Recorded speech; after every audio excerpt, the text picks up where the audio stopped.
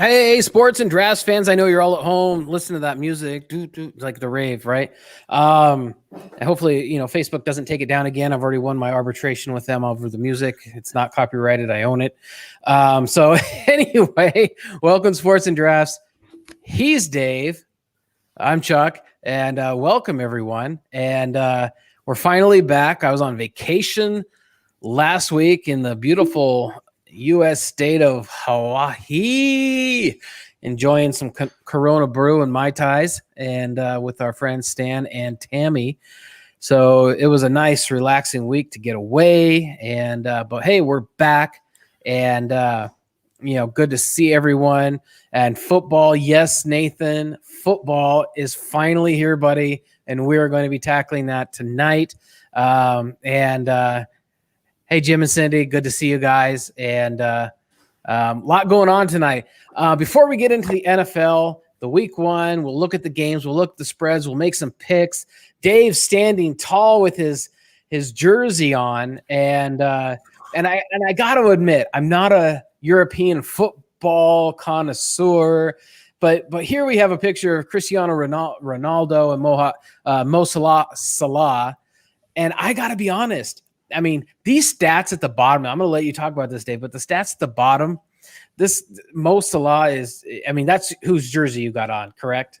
Yes, yeah. I saw the back of it. It's on the back. And and so, but this guy's stats are amazing. And I'm going to be honest, I know Messi, I know Ronaldo, maybe a couple other names. I just don't know Salah, and he's got absolutely impressive stats. Oh yeah, he's my guy. He's my lead striker for my team, Liverpool FC, who I root for. I actually have a friend that I know on Instagram who just joined the Liverpool Academy, I guess. So she's learning how to work with professional soccer teams for a Liverpool program. She's from San Francisco, so I might try to get some insider information from her if I can for future shows. The Premier League has started. There's been 2 games already. Then they were off last week. And Mo Salah, another stat that's not there. I mean, you can see those stats are amazing compared to probably one of the top 4 or 5 footballers ever to play. Just got traded, he did, to Manchester United. So now he'll actually be in the Premier League with Mo Salah. So they'll be going against each other to win the championship in the Premier League, which he was before he was in a Spanish league, so you didn't have to worry about him. But now they're in the same European league, so they'll be really interested to see, them get to play against each other since they haven't really. Mo Salah in the last 5 years, I believe he's the only player ever, the first game of the season, to score a goal 5 consecutive years in the first game of the season. Wow. He did that this year. So yeah, he's a great striker. I got his jersey for this upcoming season. Got a little bit more swag. Got me a Liverpool little bag and a little soccer ball, to put on the desk back there. Was at my local Marshalls. What? Not the jersey, but the bag and the ball were. And I never see the Liverpool stuff around here, so I had to hop on that. But yeah, so just excited for this guy. Excited for the Premier season. I am a big soccer fan.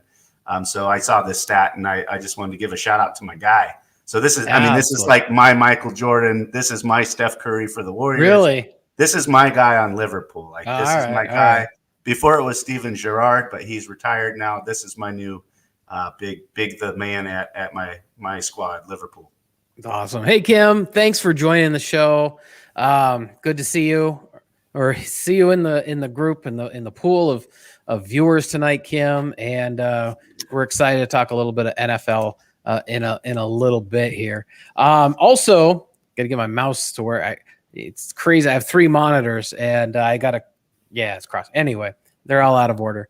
So this guy, Patrick Cantlay, he's won a bunch of money this year. He should. He's the champ. Became the champ on Sunday. So he's this season's champ. Almost $1 million per event. You know what? 4 days ago. I play golf 1 or 2 times a week. I played this morning before working, and I usually play Wednesdays and Saturdays. And I'm not making $1 million per round. I guess I'd be happy with $250,000 a round. Well, he's But making $930,000 there it per is. round. 18 holes of golf, $305K. Oh, I'd be Per happy. hole. $4,400 a hole. I deserve it, Dave. You deserve it. Yeah. I think we'd be more entertaining to watch. Oh, by far. It's so boring seeing these guys hit like 20-foot putts regularly and out of the sand, no problem, and around trees and everything. And it's boring. I got to tell you, I hit like a 25-foot putt this morning, and I just yell. Of course, no one's around. I'm playing single, and no one's around to see it. I'm like, yeah. And I'm like, shit, nobody's here to see this shit. It's the putt that will keep you coming back, though. Oh, absolutely. Nathan says that it looks like he needs to golf more. He's Nathan's local here. I ride with him in our cycling group, and he is a member of a course here. So I need to hook up with Nathan and go golfing with him sometime. And so, Nathan agrees with you. Those are the shots that keep coming back. And I was like, it had a break left to right. I played the break and I didn't think I hit it hard enough at first, and it just kept going and going and going. So, but yeah, and it was like last week. We'll get to this last one in a second. But last week, Stan and I played Coalina Country Club, I think, or whatever. It's an LPGA course right across this. It was right across the street from our resort in I guess Coalina, Oahu, Hawaii. It is just under $200 around, and but it was such a beautiful course, and it was the first time I've been playing courses around Phoenix here. The greens are they're hard, they're rough, and you really have to kind of punch the ball through all the bumps to get it to the hole. This was so different to have, courses that basically get a little bit of water every single day from natural rain besides the watering, I should have, maybe before the show's over, bring up some pictures or something. But as a beautiful course, but the greens just right. It's like what you see on TV where you putt it and it's like, oh, that ain't getting there. That ain't getting there, and the ball just keeps rolling and rolling and rolling and rolling, and it finally gets there. It's like, how did that ball get there? Because if I'd hit it that way in Arizona, that ball would have come up, 5 feet short or something, 3 feet short. So, Nathan, I was lucky. We got to play a really nice course last week, and so coming back this morning and playing kind of the dried up greens this morning, because everybody's getting ready to seed next month. So there really isn't a lot happening. I mean, they're taking care of the courses, but next month they're going to start overseeding all the courses here, and pretty much I think October, a lot of courses start to shut down because they're seeding, and those rooster tails are the way I know where my ball goes. Yeah. And so anyway, that was that. But so good on this guy. I mean, obviously a little cha-ching in his pocket. This was a great story. Obviously, Hurricane Ida hits the East Coast and disrupts a lot of life. We're not going to take away from anyone's that struggles from the what they've had to deal with in their personal life. But here, the sporting event, and you had Tulane, right? That Oklahoma, they couldn't play in their home field because of the hurricane, so Oklahoma paints their field up to match Tulane's to give them the feel of home field advantage for their football game last week, right? I mean, did I get that right? Yeah. Yeah, really cool gesture by Oklahoma to do that for Tulane. And, of course, Oklahoma was thought to just blast them because they're Oklahoma and they're Tulane. But despite everything going on for Tulane and where they're from and, having to kind of move around in the last minute, they played really well. They didn't end up beating Oklahoma, but they had a very good showing. And it was a really cool gesture to see Oklahoma paint their field to look like Tulane's. For those players, it was just a good show of sportsmanship. Yeah.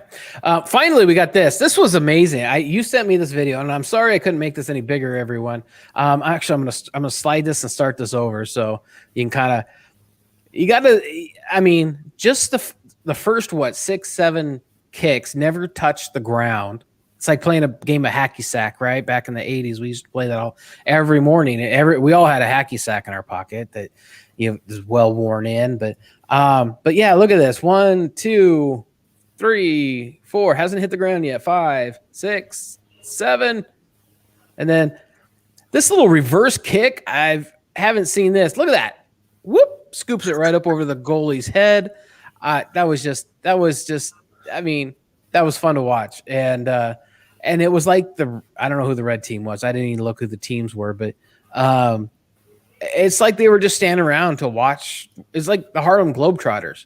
It's like they're in cement. I don't Washington, see any defenders moving. Yeah, they're like not moving. It's like the Washington Generals playing Harlem Globetrotters. They're just look at them. They're just standing around. Nobody's really doing much, And whoop, whoop, whoop. So anyway, so hey, before we get into football, we're sports and drafts. So of course we're drafts or spirits. I think we're gonna change our name someday. We represent all kinds of adult beverages, but what spirit did you choose for tonight's show? So I had your son Dylan in mind when I picked this out, and I have from Brewery X in Anaheim, California, Panda Pool Party. Woo! Panda Party. Pool Party. I found this at Total Wine. It's a bamboo rice lager.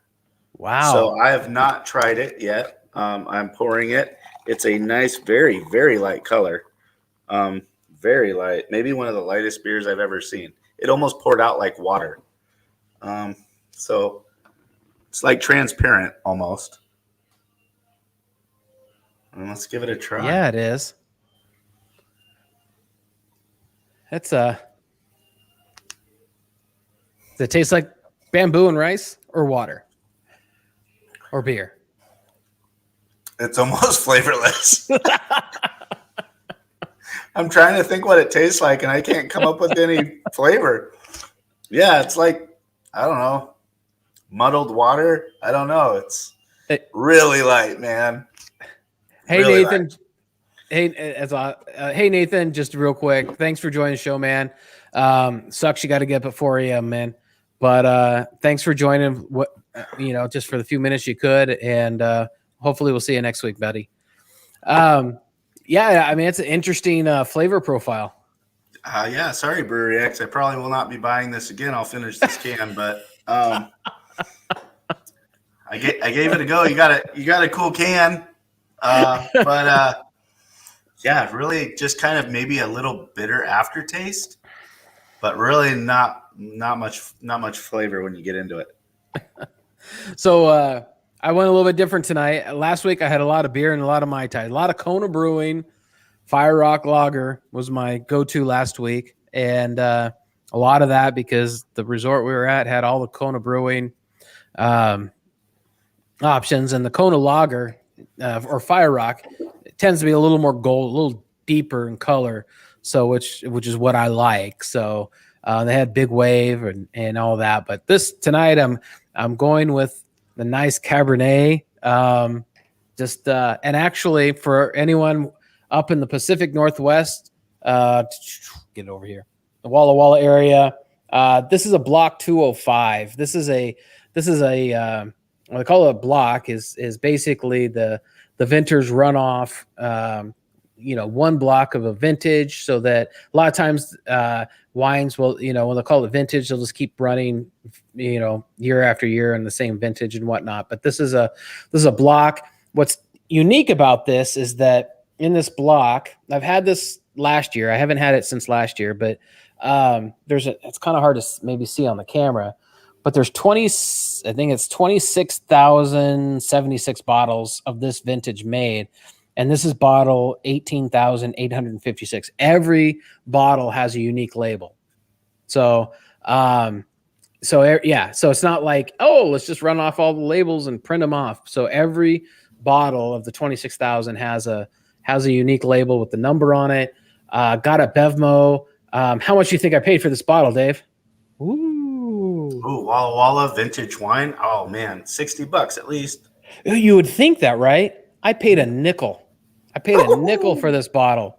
Now the other bottle that came with it was $45, but so it's Bevmo has a nice buy one get one for 5 cents. So $45 for the first bottle, a nickel for the second. So really like $22.50 a bottle, which is absolutely affordable. It is an absolutely I'm not gonna lie, I love this wine. The grapes or whatever comes out of the Red Mountains or whatnot. I absolutely love this wine, and if you get a chance, check it out. And but what's funny is I was looking this up earlier. I wanted to learn more about the winery, and it says vented and bottled by Vineyard Block Estate, Walla Walla, Washington. Where I was born and raised, Walla Walla, Washington. The town's so nice they named it twice. And they do not have, it does not have a website under that name. Block 205, you look it up. You cannot find a website. There is no Facebook group. I guess I have a friend I went to school with. Mark Barris owns a winery winery and distillery down in Tucson, Arizona.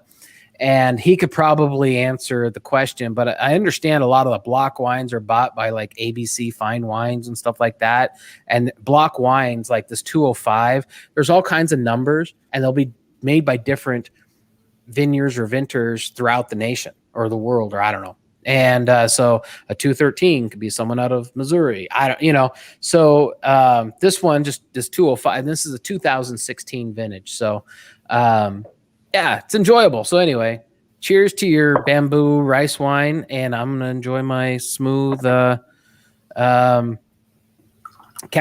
And yeah, so on we go. We got Kim. Yep, it is cool. If you enjoy wine or you have friends enjoy wine, have them check this out. It's at Bevmo, and it's always on since last year it's always been on a buy one get one for 5 cent sale. So like 22, you buy two and it averages out to $22.50 a bottle. Anywho, so we got a little bit of football finally starting this week, and tomorrow regular season eve. Season eve. It's just I haven't even I can't lie, I haven't even really been into it. We had our draft last week, which I half auto drafted, half drafted. I think my first 3 rounds were auto drafted, and I picked like the next 9 or so and left the last 2 or 3 to auto draft. But I feel pretty good about about I think where I sit. But yeah, anyway, tomorrow night, Buccaneers Cowboys. You can't. I think that's a fantastic first game of the year, don't you? It's a good opener. You got Dak Prescott back. They are the Dallas Cowboys. They have a big fan base. You're going against the champs. The champs get the first game at home every year, so they get to come out and all the fans get to celebrate last year's championship one more time before the season starts, and then you see how your champion kicks off the season at home. So that'll be great to see, Dak Prescott back, see how Ezekiel plays, see how that line plays for Dallas. Tampa basically just brought everybody back. They didn't really have any changes or anything. They just re-signed everybody. If it's not broke, don't try to fix it. So they basically brought all the defense back, all the offense back. It's going to be the same team they won with. So I feel they definitely have the advantage. 7.5. That's the tied for the biggest line of the week. That is a big line. Yeah, I think a big line. It's a big line, and but everyone's confident with how Tampa Bay. You got to realize that Tampa Bay, they were basically a brand new team last year. All those guys won a Super Bowl on the fly. A lot of those guys, that last year was the first year they played with Tampa Bay. So now they can gel, and they could be even better this year now that they know each other and they've played together for a season. And Bruce Arians is a great coach. So, I think that 7.5 probably is justified, especially with Dak having been out and, sore arm, and CeeDee Lamb missed practices as receiver because of, I believe, COVID. And so he missed some time at the end of the preseason there. And So I don't know, how in tune they'll be because Dak, I don't know if he's 100% back. It sounds like he still has some arm issues every once in a while, but yeah, it's good opener, real good opener for them. Yeah, I agree. I mean, personally, I'll ask if, we talked about the spreads and picking and week one. So we can see how, bad Chuck is next week. Because a lot of times I pick based on my heart, not my head. And this time around, and I, up until Tom Brady left the Patriots, I couldn't stand Tom Brady, but I kind of became a fan last week or last year. Really a Bruce Arians fan, but I think Tampa Bay covers this. I just think that Dak hasn't played a fast game of football in a long time since he was hurt. Preseason doesn't count. I'm sorry. You're not playing against the best all game, 4 quarters. And so I think Tampa Bay is a prepared team, and I think they still have the best defense in the league. That's what stood out to me last year is they hit hard. I mean, Tampa Bay, when they make tackles on defense, they don't just tackle you. They run through you. They slam you. They hit you hard. They make you feel it. And obviously, Jessica is a fan of Tom Brady, the oldest quarterback in the league. So player in the league. So, yeah, go Tommy. Woohoo. Yeah. But no. I really think that Tampa Bay will cover this spread. What about you? Yeah, I got Tampa. I just see, you don't bet against the GOAT. You don't bet against the GOAT in an opener in a big game. And Tom Brady and the guys I think that he's got on this team, if you got Ndamukong Suh at defensive tackle, you got some really big personalities on this team. Their linebackers are 2 of the best I've ever seen, probably together, David and White. So they have amazing linebacking core. And it's just, Tom Brady wants to prove it every year. That's why he wins every year. He's not a prima donna. He puts in the work. He does the stuff with the teammates. He puts the time in to make sure everyone's on the same page. And he wants to kick people's ass. He's not just okay with winning 6. He wants to win 7. Like, he really wants to win 7. Like, it is game 1 all over for him. And that's how his mentality is. And I think that's why he's successful, because he does take it one game at a time. So Kim, you can't just say may the best team win. You got to pick one, and that's how the game is played. You got to pick one, even if you don't care. You got to always pick one. But the best team will win, and that will be Tampa Bay. So Seattle has Seattle Indy has 2 last year. What NFC West quarterbacks going at it, right? Jared Goff, right? Did I get that right? No, he went to Indy. Detroit. Oh no, he's at Detroit. Yeah, damn it. Same Wentz colors. Indy. Almost the same colors. Wentz went to the Colts, and he's been out. You're right. Oh yeah. Wentz needs to retire. Seattle by 3. That's kind of a shocking. Is this Seattle favored by 3? Is this really just the fact that they didn't really impress last year, so we don't know what they are this year because Indy didn't impress anyone?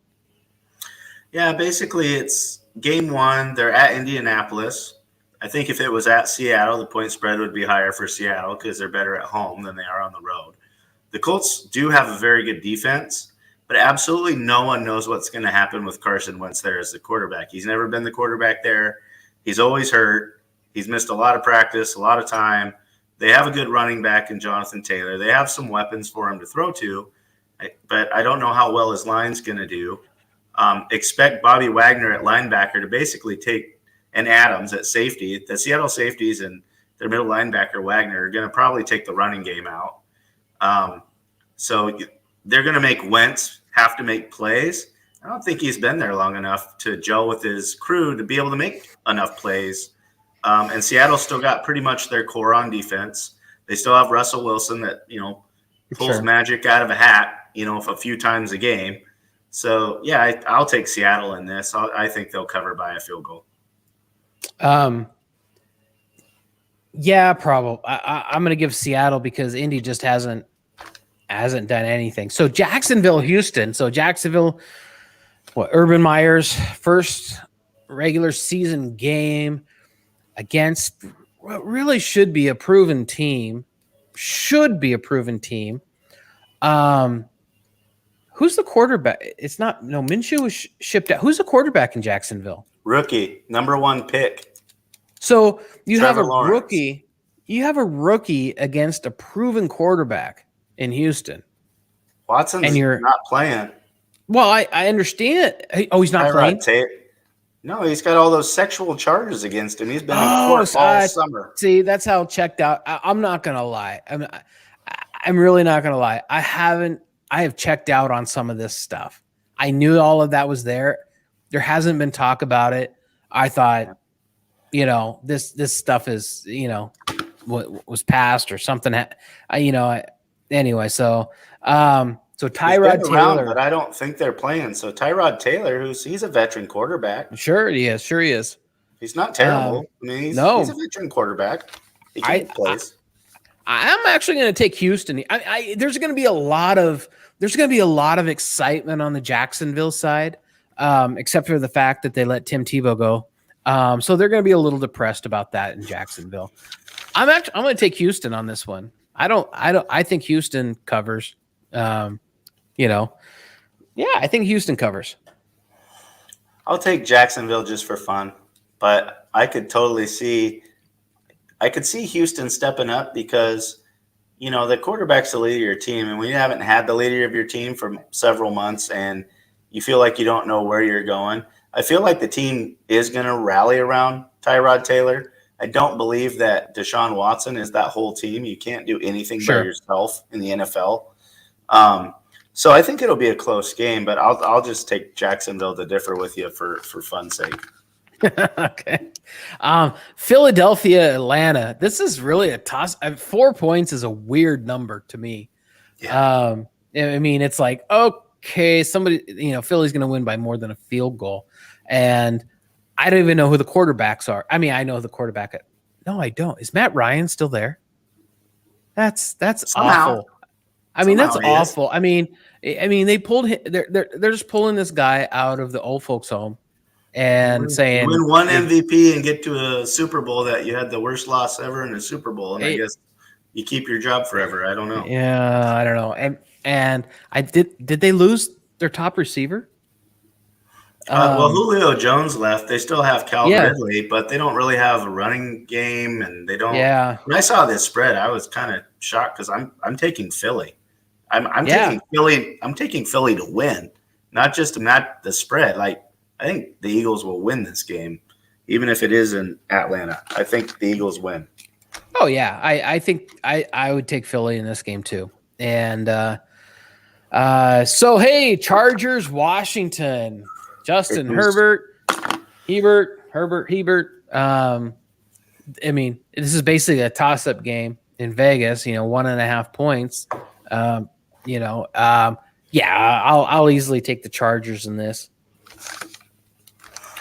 Well, I'm going to make my Aunt Kim mad and Amber mad and a lot of my family mad because I'm going to take Washington. And I waited just to put that up when you said that. Kim says Chargers. Of course, she's a Chargers fan. And you're going to take Washington. Fitzmagic, new quarterback there. I think they're an underrated team. I think their defense is really good. I would like the Chargers to win. I'll be rooting for the Chargers.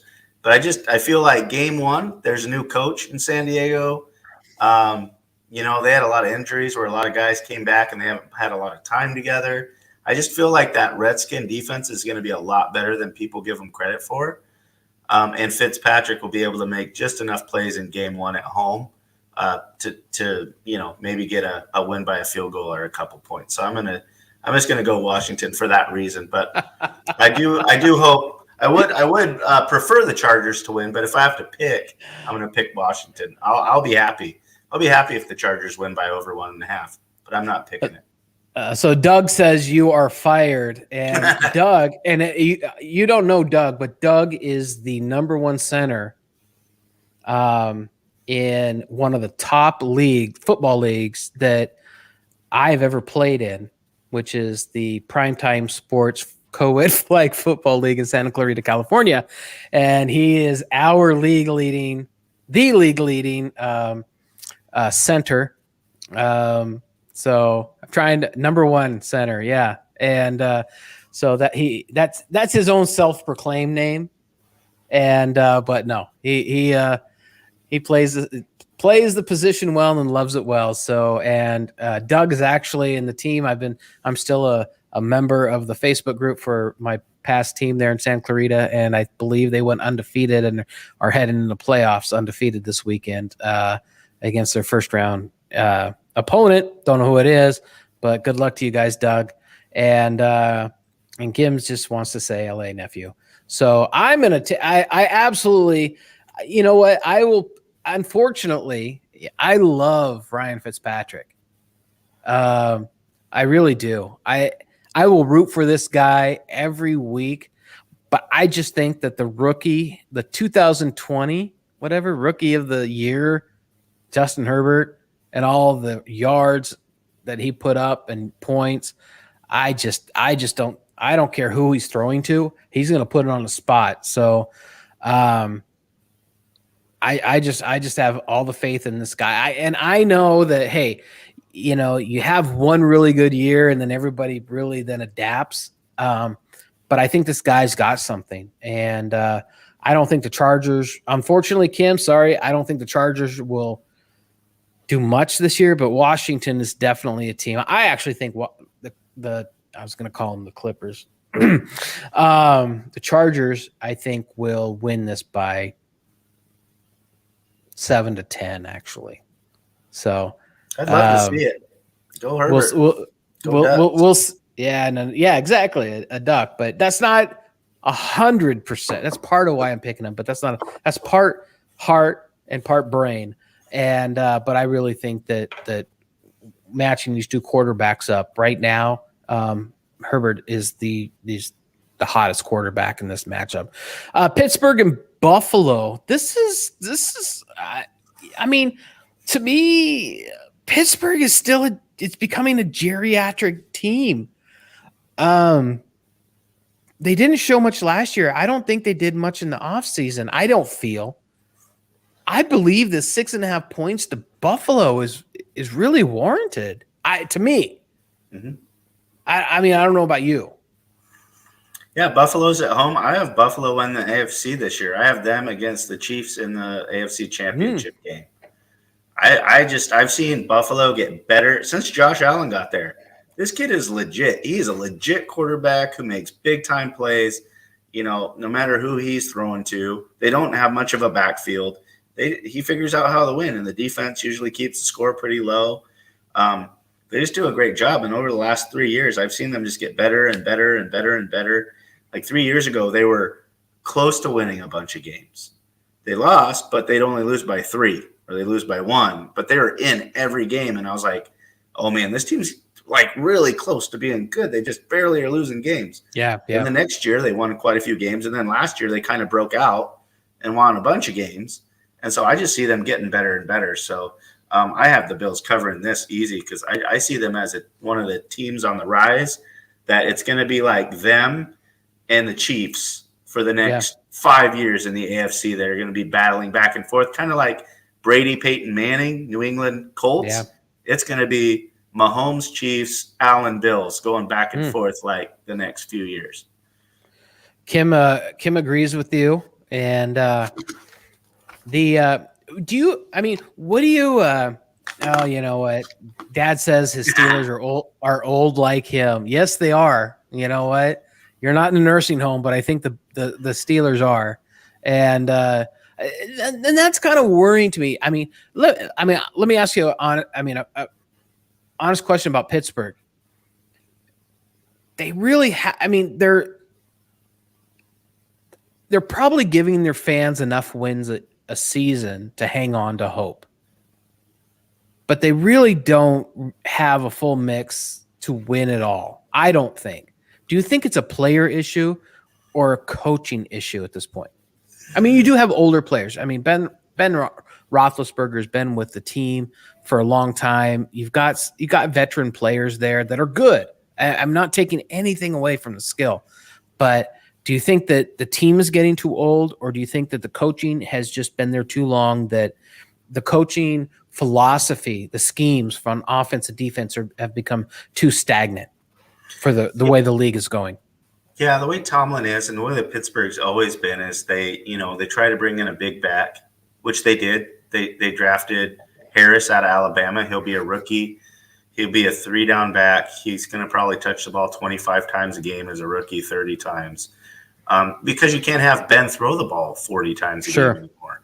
And you can't really roll him out as much anymore that he's older. Even though he has good weapons, he has, a good receiving core, good young players, good talent. Like you said, I'm not worried about the talent he has around him. I worry about Ben. And then you have Rudolph behind him, who's not going to take you any further. So it's like, I would say they need to draft a quarterback next year. And maybe they should have this year, because I don't see Rudolph as the guy that's going to lead you, because, right now Ben is kind of limited. He's always banged up. The years are just taking a toll on him. He's one of the older quarterbacks in the room. He's not as mobile as he used to be. He's going to take shots. So that's what I would say. I mean, you'll know real quick into this season where the Steelers are going to go based on how basically Ben plays. And if you look at their defense, they don't have those stars they used to have, like, even 5 to 8 years ago. They don't have a Troy Polamalu. They don't have a James Harrison. They don't have all these stars that made plays on the defensive side also. I mean, they have TJ Watt, who Roethlisberger took less money when he got his new contract so they could sign their best defensive player again. Right. JJ's brother, who plays defensive end, he had to give up some money just so that they could re-sign him. And that's about all they have for on the defensive side. So, yeah. But, the Steelers don't change coaches, though. They've had like 5 coaches in the last 80 years. They just – I mean, Tomlin might be there forever until – unfortunately, this is bad to say, but unfortunately until the owner, who's 100 years old, passes and someone else takes ownership and tries to change that whole strategy. But they don't fire coaches, whether they're 8-8, whether they win the Super Bowl, whether they go 6-10 or whatever. They just don't. They stay there forever. You're right. And maybe if it's just an average season this year, maybe you just blow the team up and give some hope to the city in young new talent that's coming in. But we'll see how the season goes. Maybe they'll surprise us. And Kim says, he told me, I'm going to say, this is Jim, your dad, by the way, has told me the other day he thinks he's going to have to change teams living in Arizona. He actually did tell me that now that he's here, he's going to become a fan of the locals. So he's going to be a Cardinals fan. And I think he's just trying to say that so that we can get some tickets and go to the games, a game or something this year. But when I see he was over this weekend for lunch and he was wearing his Phoenix Suns jersey, or shirt. And so, yeah, he's kind of adapting to the Phoenix teams here. But so on down to your team. And okay, so now I can finally say to at least a previous NFC quarterback versus a current NFC quarterback, Goff and Garoppolo. San Francisco has got that's more than a touch. That half a point is kind of a big point there. And I'll let you go first on this one. Oh man, I can't bet against my team. We're healthy, at least for game 1. We've been miserable with health the last 2 years, and 3 years ago we unexplainably made the Super Bowl against the Chiefs. And then the legend of Patrick Mahomes started against us. But I'll take Detroit. They don't have very much talent on paper. No. They have a new coach. Everything's new there. They have a new quarterback who's had a summer to work with guys. Our whole team's basically back and healthy that went to the Super Bowl, except for a few pieces in our secondary, a linebacker. But mainly we're bringing back a really good squad. We've added even more talent, I think, to our receiving core. Our left side of our line is strong on the offensive side. I'm really worried about the right side of our offensive line. That's really something I'm going to be watching a lot at the start of the season, because I think we're really strong heavy on the left side of our offensive line, but I think we're kind of weak on our right. So I expect us to run left a lot, and I expect us to roll out to the left a lot. And I expect us to have a tight end helping block on the right, or a fullback helping block on the right, use check. But, I'm just excited. That's on the road, first game, 7.5. It's tied for the biggest spread with the Bucs this week in week 1. But, yeah, I'll take it. I mean, I've seen power rankings where people have the 49ers at fifth best team in the NFL to start the season, just because we got healthy and basically our roster, our coaching, so I hope they're right. But yeah, I just got to wait and see how they do healthy. And if they can stay healthy, we have a great squad. We have a Super Bowl type squad, because that's, basically these guys are the guys that went to the Super Bowl 3 years ago. Yeah. We just got to stay healthy. Yeah. And Jim says he likes the 49ers also. There's no shock there. But you know what? San Francisco wins this game. I'm not. 7.5 is that's like a half a point too much for me. But you know what? I'll take it. I'll take the 7.5, but I won't be surprised to come back next week and it's like that half a point really screwed everything. And your mom says, "Remember the helmet, Dave." You may not understand that cryptic message, but anyway, Jared Goff, he was in the Super Bowl 2-3 years ago, and now he's in Detroit. He hit bottom of the barrel there. And when they made the trade, the Rams and Detroit made the trade for Stafford Goff, I thought it was 50-50 even trade. To be honest, in the talent of the quarterbacks, I just think the Rams have a lot more offensive talent than Detroit. And the only thing Stafford has is that he may get rid of the ball quicker. He may make decisions quicker, which may help the Rams, but he's not that much better of a quarterback or a passer, than Goff. I personally, because if he was, he had great talent in Detroit. And they ended up leaving or retiring because they didn't produce like they were supposed to. So I'll take San Francisco at the 7.5 also. Minnesota Bengals, Vikings Bengals. Minnesota is favored by 3.5 points. Yeah, I'm going to take Cincinnati. Nice. You just wrote down Chuck is a loser. I'm marking our picks as we go. I'm taking Cincinnati. Hey, Burrows doesn't mean Minnesota doesn't win by a field goal. 3, yeah. 3.5 means you got to win by usually by a touchdown. That so 0.5 is a nemesis. But So what do you think? I'm going to take Minnesota just because I think there's too much talent on the offensive side of the ball compared to Cincinnati. They got a bunch of young guys that don't have any time. I feel like they have playmakers on both sides of the ball. They're kind of an underrated team. Kirk Cousins doesn't do anything spectacular, but he's also not terrible. He doesn't do a lot to make them bad. And he's got really good weapons. He's got Dalvin Cook, that is one of the top running backs in the league, running or catching. He's got, some good receivers. Jefferson had an amazing rookie year last year, one of the best rookie receiving years ever. And then he's got Adam Thielen, who he loves to throw to on the field. Their line's all right. Their defense is pretty good. And I just don't know, with Burrows coming back, he only played, very minimal when he got hurt in his rookie season. And now they got a bunch of new young receivers who dropped a ton of balls in preseason. So I just think Minnesota's a little bit more stable, and just stable enough to get this 3.5 game 1. Yeah, I think Burrows has something to prove. He's going to come out. They're going to put it together. They're going to cover the 3.5. So it's just me. So Cardinals, or I'm sorry, not Cardinals, but Carolina and New York, 5.5 to Carolina.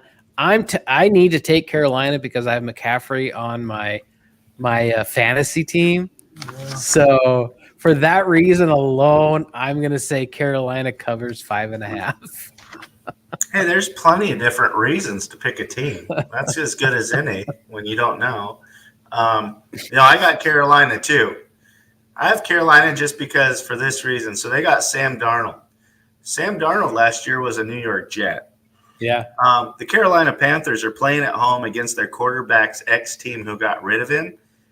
If his teammates don't rally around him week one against his old team that basically just got rid of him, and he's not even that old of a player yet, he's only been in the league for a handful of years, you might as well count Carolina's whole season out. Because if they can't rally around their leader to put their foot up the ass of the team that just got rid of him when he's a young player, then they're never going to gel. They should never play harder than this game one all season long. Sure. And you got McCaffrey back, who's got to show he's healthy, who's got to prove something. So he should be going at about 1,000 miles per hour if they don't limit his stats for any reason. He's got decent receivers too. So the defense is good enough. The Jets have a rookie quarterback. Everything's leaning like the Panthers' way for this game. If there's any game I had to put money on, I would put money on the Panthers for all of those reasons. And like I said, and if I lost that, then the Panthers are going to be losers all season if they can't get it done week one at home with all those things around them on their side. Yeah, I agree with you. I don't know that Kim agrees. She's laughing. But yeah, Kim, Dave will be laughing all the way to the bank. So Arizona, Tennessee, finally my home team now, my new home team here in Arizona. Tennessee by 3. I'm taking Arizona to win this game. And so Tennessee will not cover the 3.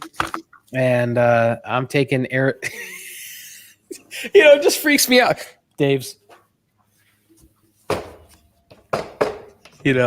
Marking shit down because you can call me out next Wednesday. But no, I'm taking Arizona. I mean, I just got word today from my insiders at Yahoo Fantasy that Hopkins is upgraded from questionable to healthy. You've got, He better be. He's not the only offensive player Kyler Murray has anymore. He better be healthy. He should touch the ball 47 times. And you got JJ Watt and you do have an upgraded defense this year in Arizona. Tannehill is now in his 3rd year with with Tennessee. I think he's old. I think the whole experiment, I think everybody's figured it out what Tennessee's doing. They had a good first year with Tannehill when they replaced Mariota. It's sometimes just looking at something new gets you frustrated. It's not what you planned for. It's not what your defense plans for. Tannehill had a good first year. It wasn't the second year wasn't as good as the first year. And this year isn't going to be, it's going to be a downgrade for Tennessee. And I think that, you play the run on Tennessee to stop the run. You got a fantastic running back still, Derrick Henry. But if you play that, I think Tannehill is going to struggle more this year. He was on his way out. I mean, he was hired as a backup in Tennessee and took the job from Mariota, which I'm still upset about, but still, it is what it is. And, but yeah, I'm taking Arizona to win this game outright. I'll take Tennessee at home. Whatever. Just because of their coaching, just because I don't think all 3 defenders on Arizona could even tackle Derrick Henry enough times. That guy's just a beast. And then they also got Julio Jones, which he's older, but if he's healthy, anyone healthy, which he should be this first game, you got him and A.J. Brown for Tannehill to throw to now. Their offensive line's pretty good.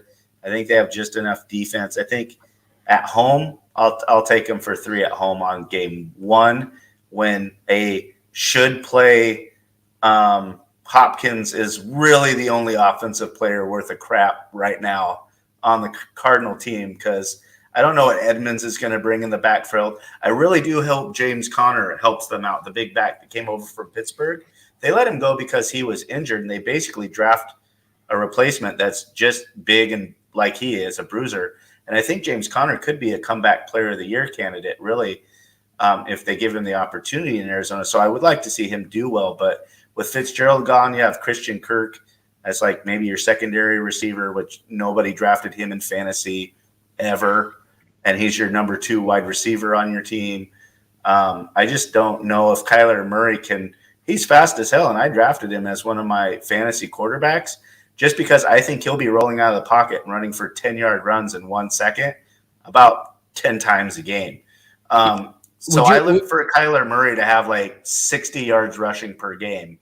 Because once he gets out of that pocket, he can get 10 yards in a blink of an eye. So I love how he can move. Would you trade Tyler Murray for Aaron Rodgers? Oh, yeah. Yeah, I'd take Aaron Rodgers. You? Yeah. All right. I'm going to put in a trade request with you. Okay. Yeah. I'll take him on my I'll put him on my bench.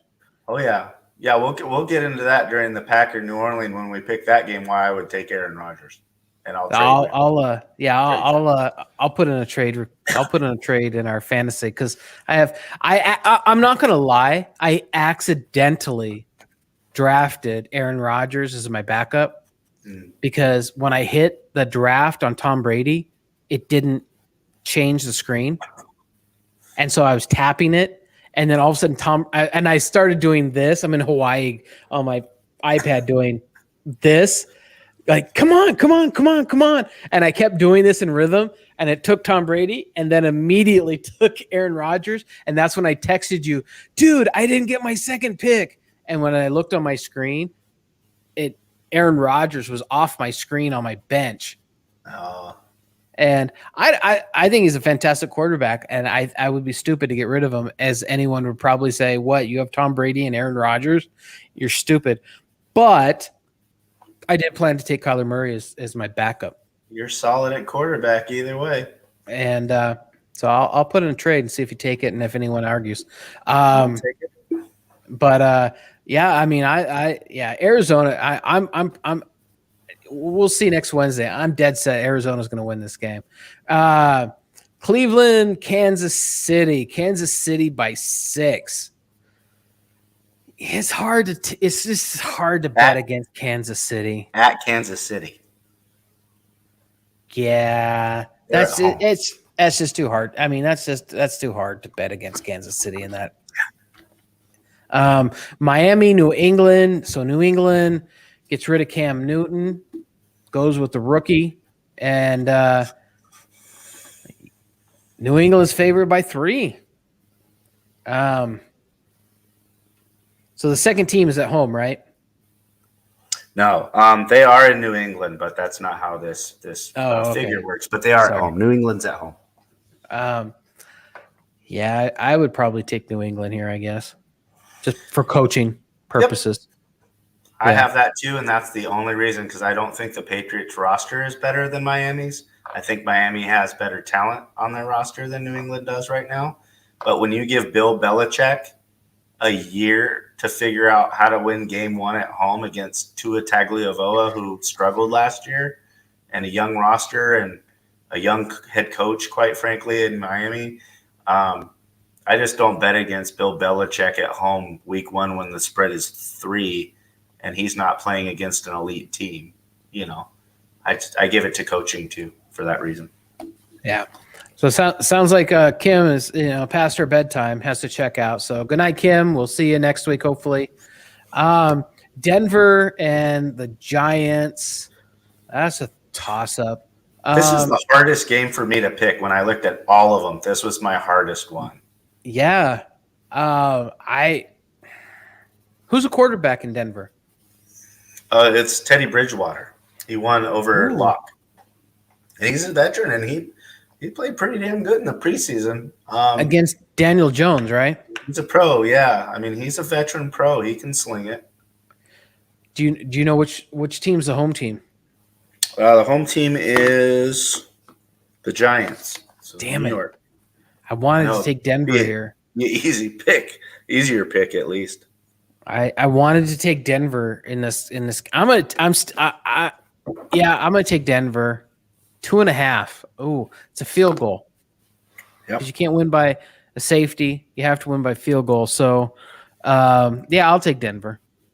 I'm taking Denver too. I'm taking Denver just because I think they have more stability in the playmaking. You have Saquon Barkley, who's basically got hurt the last 2 years since his rookie season. He's supposed to be amazing, but we've never seen it because he hasn't been healthy enough to really show it for very long. And then his receiving core, he's got Galladay, he's got Shepard, he got Ingram at tight end. The offensive line isn't that great. I don't think Daniel Jones is a bad quarterback. I think he might be, as a young quarterback, figuring some things out and a little bit, on the rise a little bit, but I'm not sure. They don't have big defensive presences. And so basically I take Denver because Von Miller's back. They got some really good pieces in that defense that I don't know if Daniel Jones is going to be able to overcome. Because I think Denver's defense is going to be a little bit better now that they're healthy this year. They'll be able to keep the points low, especially against a team like the Giants. And Teddy Bridgewater, like I said, he's a veteran quarterback. They have Cortland Sutton, who was a very good receiver until he got hurt last year, is back fully healthy. They got Jerry Jeudy, who's a very good wide receiver. They have a handful of running backs that are all going to share basically the carries. Rookie Williams. They got Melvin Gordon. They got even Royce Freeman is their third back from Oregon. He's a power back. Yeah. So I just feel like they have more weapons. They have more playmakers on the defensive side. So I'll take Denver too. Getting into our NFL MVP, who almost retired this year, Aaron Rodgers, is a 4.5 point favorite against New Orleans, who's quarterback. Hang on, give it to me. Wait. Jameis Winston beats out their longtime hometown favorite backup. Hill? Taysom Hill, the Swiss Army knife. Yeah, they still have Sean Payton as coach. Yep. I'm honestly not gonna lie. I was surprised by that. Just because at the end of the season last year, Taysom Hill really got all the play time, and Jameis Winston was just, I thought, was kind of a second thought in the offense, and so I'm just surprised that they ended up with Jameis Winston. But yeah, I'm easily taking Green Bay in this. I don't care. Aaron Rodgers has something to prove, that he was the NFL MVP, that he's worth his new contract. He's pissed off at the front office and wants to show everyone that he's the man, and they should never piss him off. I have no problem with 4.5 points on this game. Yeah, I'm the same. I mean, Rodgers' teammates are going to be behind him. He's the MVP. They went, had a great season last year. They win. He's got weapons. He's kind of like a Tom Brady. I mean, he's got Devontae Adams, who's a great receiver, but he'll get everyone else the ball too. Like, he pinpoints balls. He can put the ball wherever you want it. And just where his team is compared to where the Saints are right now, I feel like if Green Bay stacks the box to stop Alvin Kamara, because he really doesn't have a great backup behind him, so they just let Latavius Murray, the backup running back from New Orleans, got cut like yesterday. So they kind of have an unproven guy backing up Kamara, who, he's great. But Michael Thomas is hurt, the receiver for the Saints. He's out at least the first 6 to 8 games. So they don't have their number one receiver. So if you stack the box right now against Alvin Kamara, which Green Bay should, Jameis is throwing at least 2 interceptions this Sunday. He's throwing 2 interceptions. He's turning the ball over multiple times this weekend, and I don't know what the turnover over under would be, but I'm putting it at least 2 for Winston, fumble or interceptions. Wow. So I see him kind of having a struggle this first game. Plus, I don't even know if the Saints get to play their home game at home because of the hurricane. I don't know if this game has been moved. I can't remember. I'll have to look that up. But yeah, I totally take the Packers this first game. Chicago Rams. Now, I've been a longtime Rams fan when before Kurt Warner, when Kurt Warner's there, checked out a little bit, followed him to the Cardinals. Rams are favored by 7. They have the receiving core to be phenomenal. I'm still taking Chicago.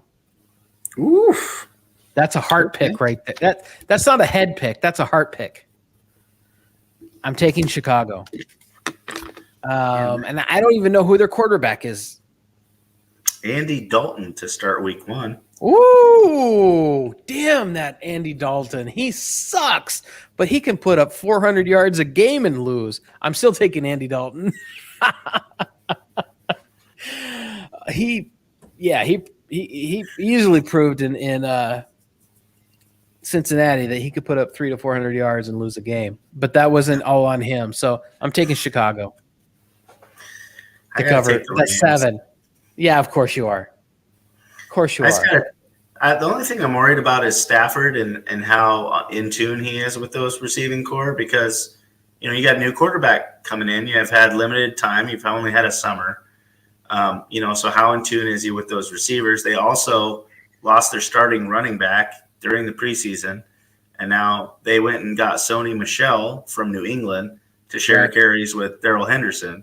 So they don't really have a proven running game. Nope. But I think they have enough offensive line. I think they have enough defensive playmakers, and Jalen Ramsey, he's going to lock down Allen Robinson, who's about the only receiver. Mooney's going to have, I think, a big game for the Bears at receiving, because he's going to be the look. He's going to be the hot route because Allen Robinson's going to get locked down by Ramsey.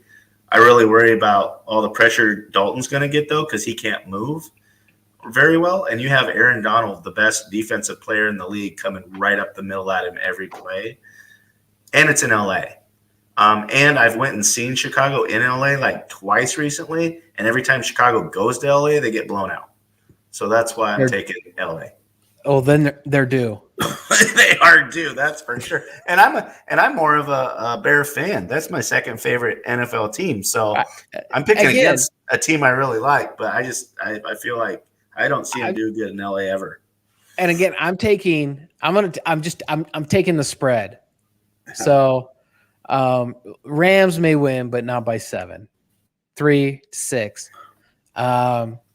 Finally, we have Monday Night Football, Baltimore and Las Vegas.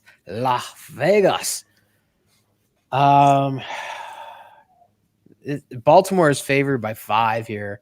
I don't even know why I'm thinking about Baltimore is going to win this game by 5. Yeah, it's in Las Vegas, and there'll be a lot of hype in this new stadium, and it's awesome. It's beautiful. Finally with fans. I'll be there October 10th. I can't wait to see it from the inside. You're going to the game? Pictures and videos. Yep, when they play the Bears, October 10th. My good friend Eric bought me a ticket for $400. Woo! Yeah, he wanted to take his son to Vegas, and so for his senior his son's a senior this year, and it's a little present for his son, and they're going to come down, and they're from middle of nowhere, Oregon, Pendleton. Yep. And they're going to come down, and his son's never been to California. Going to be 18. He's 17 now. So I'm going to take him to Hollywood, and I'm going to take him to LA, and he's going to see the sights, and I'm going to take him to a California beach, and then we're headed to Vegas for the weekend to watch the Bear Raider game. Wow, nice. For the weekend. So, but all that being said, and how excited I am, the Ravens are going to kick the Raiders' ass, because I'm sorry. Gruden sat in a booth for a decade, and he's came back, and his team doesn't look good ever. Nope. I can't ever bet on them to win anything. I can't. I don't know week to week if they'll win by 10 or lose by 20. I have no idea. They're not consistent. I don't know if they're drafting the right players. David Carr said he thinks he can play as long as Tom Brady and love to be the quarterback of the Raiders till he's 45. And I said every Raider fan alive should be losing their minds with that comment, because no Raider fan in their right mind should want him being their quarterback till he's 45. He hasn't won anything. I just don't see it. Like, I never see it with this Raider team in the last few years that Gruden's been back. I don't know what they're doing. They get rid of their best players. I mean, they let Khalil Mack go, and then the defense has sucked since then. I mean, who are you rallying behind? Like, who's your guy? And, like, on offense, they have Josh Jacobs, who I like as a running back, but who are you throwing a ball to? Like, a bunch of young, unproven guys, no one that's putting up stats. Their tight end's their best receiver. Waller's by far their best receiver from the tight end position. And that's not going to get you down the field. I mean, you're just throwing check downs, 8 yards and 6 yards, and and then on defense, I don't know what playmakers they have that are going to be able to track down, Lamar Jackson and what Baltimore has going. And Harbaugh's a great coach, and he's a coach of today that's won now, not in 2000 like Gruden did, like 20 years ago. Right. He's won way more currently. So I got to take Baltimore. Yeah, I think this is, I think Gruden's on the hot seat this year. I mean, you're going to get fans back in the stadium for the first time in a brand new stadium. And I mean, it's important, and he's had some time. He's had enough time to build this team to win. I don't think Carr's the answer. I think, I don't know that Mariota's the answer because I have questions about his health. I think there's even a rookie in there that during preseason that was kind of outshining Mariota. This is going to be a tough year. I think if they start losing, Carr's going to is going to go downhill. All of a sudden he'll get hurt or pissed, and there'll be replacements here and there. And I think this could really, I just feel this could be a real dumpster fire of a year for the Las Vegas Raiders. And, I hope John Gruden proves me wrong, because I like him as a coach. I think he's one of the smartest football minds. I think this is a different league though, and than what he's used to, and so we'll see. Well, look at his division too that he has to play just 6 games out of. I mean, he's not beating the Chiefs; they play them twice. Denver's better. San Diego's better. I feel like everyone in that division has gotten better, and the Raiders haven't got better at all. I mean, they're just basically the same as they've been. I see everyone else getting better. I mean, I don't know if they'll win a division game. They might go 0-6 in their own division. Woo! That's a bold prediction. Hot take. So we'll talk about that in 10 weeks. We'll be pulling up footage. No, I won't, because I'm lazy in editing. So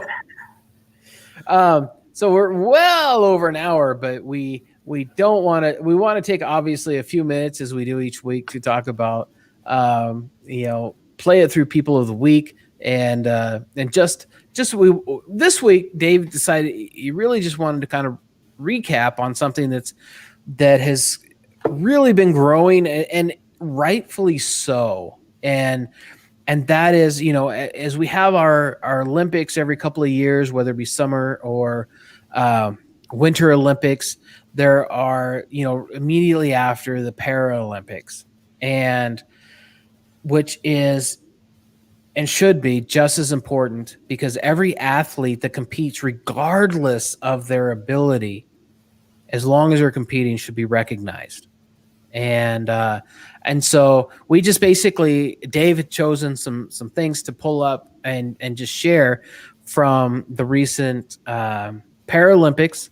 And I'm just going to kind of scroll through each one of them. And if you want to touch on them for a second, you can. And I'm just going to kind of check myself out so that this gets a little bit.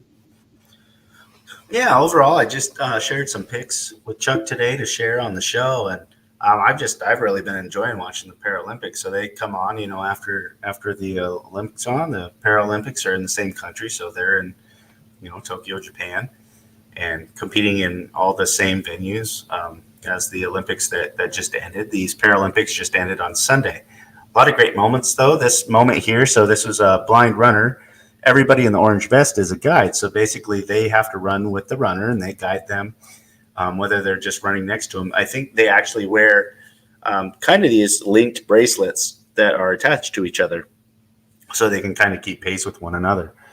But this was a great story. So after the race, the guide, proposed to the runner. So, they have to train together. They practice together. They're from the same country. They're working together every day. So here we have a romantic relationship in the Paralympics where after the race, he proposed and she said yes on the track after her Paralympic race. So that was just an amazing moment. Here we have, a champion in cycling. This woman has been winning medals in the Paralympics since 1980, since the 80s. And she just won another gold medal. She's been in like 7 or 8 Paralympics. She's, I think, close to 50 now. She might be 50.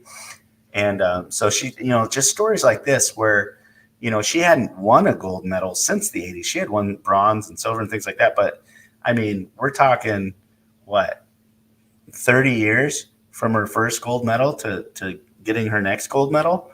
Just, incredible stories like that can happen in the Paralympics.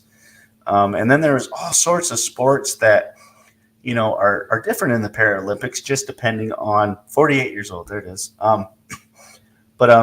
Just so different how they make the sport. So like when I was watching volleyball, but it's sit down volleyball.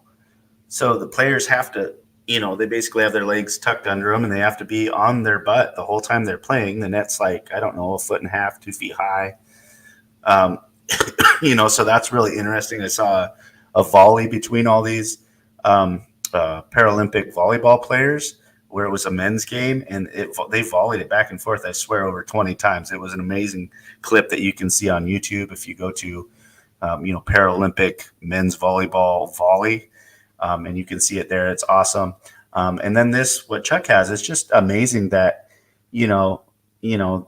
it's just getting more and more popular. So they haven't really highlighted it on television, and they just keep upping it, and the viewership is going up, which it should, like Chuck said.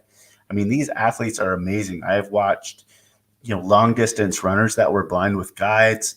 I've watched the, 200, 400 meters of individuals who are blind. I watched the shot put where everyone competing was in a wheelchair when they threw the shot put or discus. That was amazing to watch. I watched a gentleman play ping pong using only his mouth. That was maybe one of the most amazing things. And when you're watching this, they're not just playing these sports. They're really, really excel at them. I mean, the guy I saw that was playing ping pong with his mouth, I wouldn't stand a chance with both of my arms beating this guy.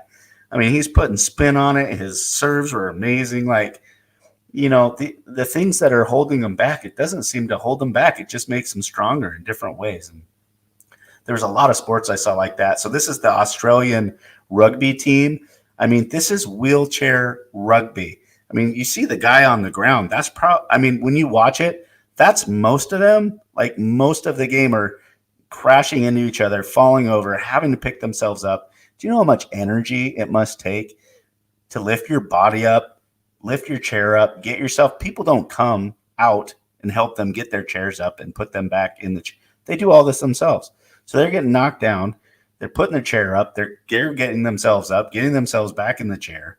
They have, basketball, in wheelchair basketball, all sorts of events that, are altered for whatever reason, of why they're a para-athlete. But just amazing stories, amazing sports, just watching everybody play it through. I mean, they didn't quit. They're all doing what they love to do. They're all, excelling at it. They're all having a good time. I mean, look at the joy at all these guys' faces in this picture. So for that reason, I wanted to highlight the Paralympics today as basically the Play It Through event. If you didn't see any, go on YouTube. Just check out 2020 Paralympics. Look for clips. There's so many awesome highlights from this year.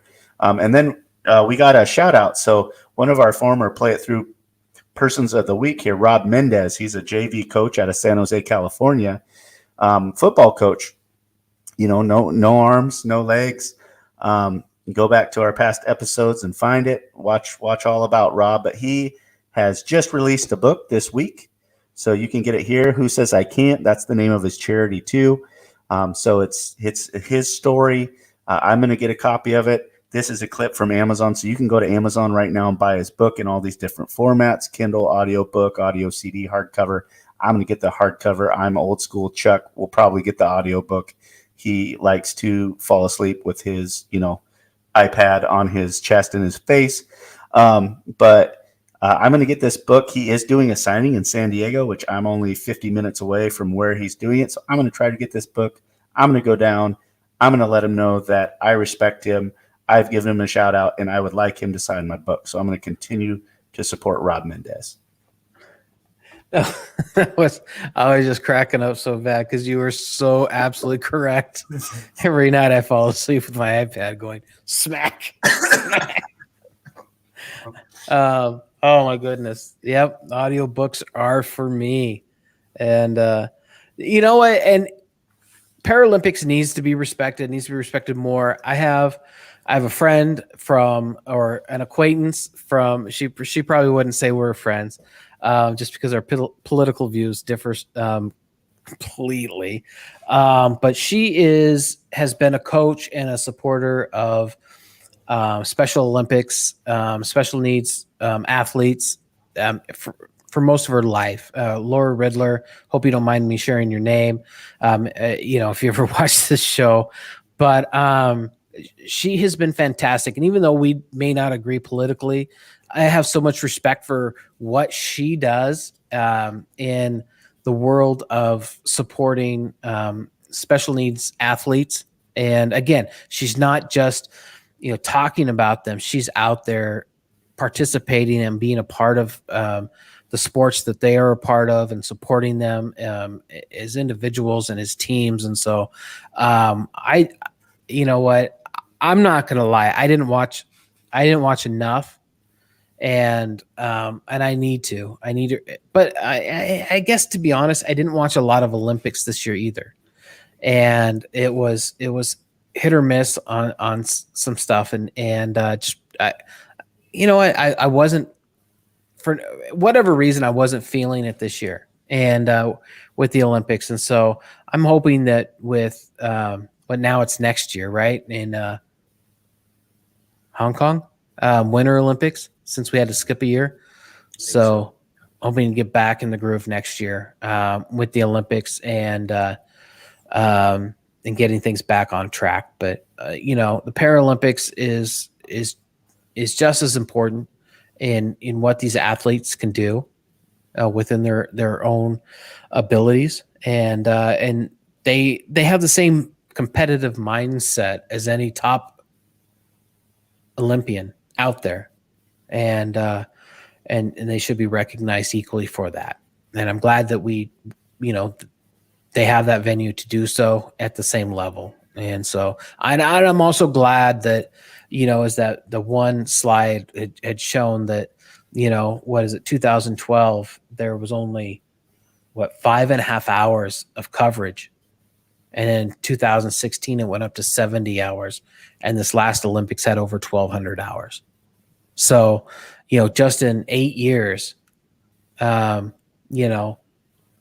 many thousands of percent of coverage was increased. And so it's just great to see that these athletes are finally being recognized. So absolutely. Anywho, with that long show, and hey, it's football season. So actually we have something more to talk about. So our 30-minute show is an hour and 20 minutes. So, blame us later. I can say that my bottle is empty. Sorry. It's not on camera. This is empty. I can't, there's a couple of drips. Your water, your rice and bamboo is empty. I did not drink all this during the show, by the way. But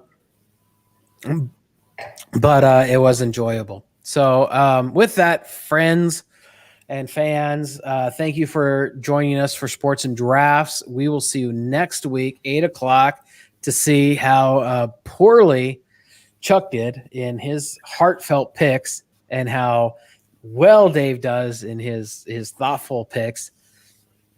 We'll see. Never know.